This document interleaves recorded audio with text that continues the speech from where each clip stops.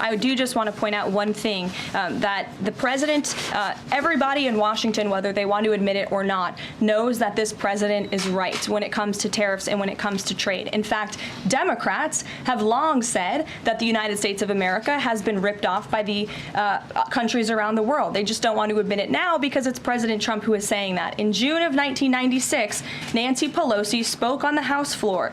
She urged her colleagues at the time to fight against the status quo trade policies that had contributed to America's trade deficit with China. In fact, Nancy Pelosi said, how far does China have to go? How much more repression? How big a trade deficit? How many jobs have to be lost for the American workers?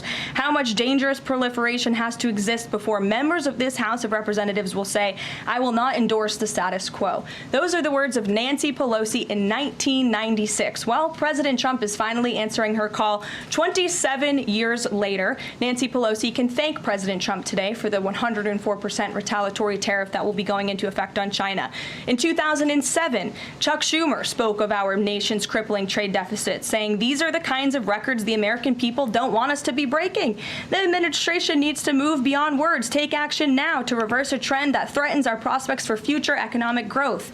And Chuck Schumer said that in 2007. Finally, in 2025, President Trump is taking action. Recently defeated Democrat Sherrod Brown said on deficits in 2012 that our deficit then at China had reached an all-time high, and it was on pace to recede last year's record. The trade deficit had cost American workers millions of jobs at the time. These are the words of Democrats years ago. It is about time America finally has a president who is taking action to restore those millions of jobs back to the United States of America, to boost our manufacturing industry. He's doing what's right for the American people. It will take a lot of labor. It will take a lot of effort. But that's exactly what the American people elected this president to do.